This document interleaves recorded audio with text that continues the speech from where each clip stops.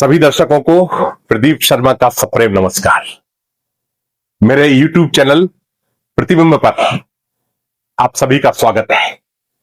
हमारे चैनल की मानस रामायण श्रृंखला की यह 8वीं कड़ी है। आगे बढ़ने से पहले मेरी सभी दर्शकों से प्रार्थना है कि कृपया चैनल को सब्सक्राइब करें, बेल आइकन दबाएं, वीडियो को लाइक करें और अंत तक अवश्य देखें और इसको अधिक से अधिक शेयर करें। आपका यह योगदान हमारे लिए अत्यंत मूल्यवान है। अब विश्वामित्र जी राजकुमारों के साथ जनकपुरी पहुंच गए हैं और जनकपुरी की सुंदरता देखते हुए उन्हें आम का एक बगीचा दिखाई दिया। विश्वामित्र जी ने श्री राम को वहीं रुकने का सुझाव दिया। उनके आगमन का समाचार पाकर जनक जी बगिया में पधारे। मुनिवर ने राजकुमारों का परिचय महाराज जनक से करवाया। लक्ष्मण जी का मन था कि नगर की सैर की जाए और उनका मन रखने के लिए राम जी ने मुनिवर की आज्ञा ली और दोनों भाई नगर घूमने के लिए निकले। नगरवासी उनके रूप पर मोहित हो गए और मन में कामना करने लगे कि राम जी का ही विवाह जनक सुता के साथ हो। रात्रि में राजकुमार आम के बाग में वापस आए और शयन किया। प्रातः काल महाराजा जनक के बाग में पहुंचे और पत्र पुष्प का संचय करने लगे और उसी समय वाटिका में राजकुमारी सीता भी अपनी सखियों सहित वाटिका में स्थित गिरिजा भवानी की पूजा करने पहुंची। इस प्रकार श्री राम और सीता जी ने पहली बार एक दूसरे को देखा। उसके बाद सीता जी भवानी मां के मंदिर गईं और उनके सामने अपना मनोरथ प्रकट किया। गिरिजा जी भी श्री सीता जी के प्रेम और विनय के वश में हो गईं तथा बोल पड़ी, सुनु सिए सत्य आशीष हमारी, पूज ही मन कामना तुम्हारी।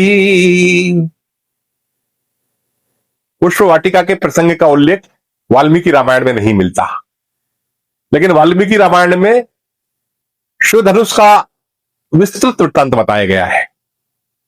उसमें कहा गया है कि दक्ष यज्ञ के विध्वंस के समय भगवान शंकर ने रोषपूर्वक धनुष को उठाकर देवताओं से कहा था कि देवगण, तुम लोगों ने यज्ञ में मेरा भाग नहीं दिया, इसलिए इस धनुष से मैं तुम सब लोगों के मस्तक काट दूंगा। यह सुनकर देवता उदास हो गए तथा स्तुति के द्वारा महादेव जी को प्रसन्न करने लगे। अंत में शंकर जी प्रसन्न हो गए और उन्होंने वह धनुष देवताओं को दे दिया। देवताओं ने इस धनुष को धरोहर के रूप में निमि के ज्येष्ठ पुत्र राजा देवरात को दे दिया, जो महाराज जनक के पूर्वज हैं। और जनक जी ने आगे बताया कि यज्ञ के लिए भूमि शोधन के समय हल के अग्रभाग से जोती हुई भूमि से एक कन्या प्रकट हुई, वही सीता है। तथा यह मेरी प्रतिज्ञा है कि जो भी अपने पराक्रम से इस धनुष पर प्रत्यंचा चढ़ा देगा, उससे मैं अपनी पुत्री सीता का विवाह कर दूंगा। सीता स्वयंवर के बारे में दोनों रामायणों में थोड़ा अंतर है। वाल्मीकि रामायण के अनुसार किसी निश्चित समय पर स्वयंवर नहीं हुआ था। रंगशाला में शिव धनुष रखा हुआ था। समय समय पर विभिन्न राजा वहां आते रहते थे तथा धनुष पर प्रत्यंचा चढ़ाने की कोशिश करते थे।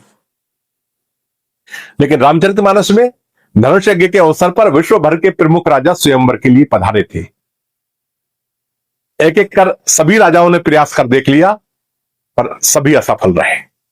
यहां तक कि एक बार तो 10,000 राजाओं ने मिलकर भी एक साथ प्रयास किया, पर वे तब भी सफल ना हो सके। वाल्मीकि रामायण में भी जिक्र है कि समस्त देवता, असुर, राक्षस व गंधर्व इस धनुष पर प्रत्यंचा चढ़ाने के प्रयासों में विफल हो चुके हैं। मानस में भी उल्लेख आता है कि स्वयंवर में जो राक्षस छल से राजा का वेश बनाकर बैठे थे, उन्होंने श्री राम को काल समान जाना। पर ना तो मानस में और ना ही वाल्मीकि रामायण में रावण के स्वयंवर में आकर धनुष उठाने का कोई स्पष्ट उल्लेख मिलता है। यद्यपि जनकपुरी के लोगों के परस्पर संवाद में यह कहा गया है कि इस धनुष को तो रावण और बाणासुर तक नहीं छू पाए। रामचरितमानस की कथा में बताया गया है कि जब सभी राजा असफल रहे तो निराशा में महाराज जनक बोल उठे कि लगता है यह भूमि वीरों से विहीन हो गई है। जनक जी का यह लाइन सुन लक्ष्मण जी विचलित हो गए और बोल उठे कि जिस जगह पर रघुवंशियों में से कोई एक भी होता है उस समाज में ऐसे वचन कोई नहीं बोल सकता। और श्री राम जी ने लक्ष्मण जी को शांत किया। फिर गुरुदेव विश्वामित्र की आज्ञा पाकर वह शिव धनुष के पास आए, मन ही मन गुरु को प्रणाम किया और किसी को पता भी नहीं चल पाया कि राम जी ने कब धनुष उठाया, कब मोड़ा, कब प्रत्यंचा चढ़ाई, पर जैसे ही उन्होंने धनुष खींचा वो बीच में से टूट गया। पुरोहित शतानंद जी की आज्ञा पाकर राजकुमारी सीता ने जयमाला श्री राम जी के गले में डाल दी और उसी समय भृगुकुल रूपी कमल के सूर्य समान परशुराम जी वहां आए। जब परशुराम जी को शिव धनुष के टुकड़े पृथ्वी पर दिखाई दिए तो वह अत्यंत क्रोधित होकर पूछने लगे, यह धनुष किसने तोड़ा है? श्री राम जी ने उन्हें शांत करने का प्रयास किया पर परशुराम जी की लक्ष्मण जी से काफी कहासुनी हो गई। पर श्री राम के वचनों से परशुराम जी को बोध आ गया।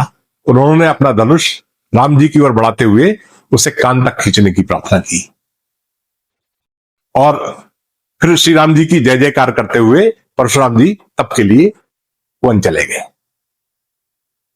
तत्पश्चात विश्वामित्र जी ने जनक जी से कहा कि आप अयोध्या दूत भेजकर दशरथ जी को बुलवा लें। संदेश पाकर दशरथ जी अपने समाज के साथ जनकपुरी पधारे, जहां पर बड़ी धूमधाम से राम जी का विवाह सीता जी से हुआ। साथ ही साथ लक्ष्मण जी का विवाह सीता जी की छोटी बहन उर्मिला से हुआ।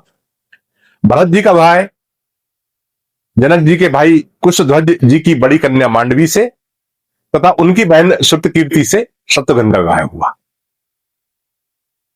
विवाह का वर्णन मानस तथा वाल्मीकि रामायण में लगभग एक जैसा है, किंतु वाल्मीकि रामायण में धनुष यज्ञ में धनुष के टूटते ही परशुराम जी जनकपुरी नहीं पहुंचे थे। उन्हें जब धनुष टूटने की आवाज सुनाई दी तब वह आवाज की दिशा में चले, लेकिन उनके पहुंचते पहुंचते श्री राम सीता जी का विवाह हो चुका था तथा बारात जनकपुरी से अयोध्या की ओर लौट रही थी, रास्ते में थी।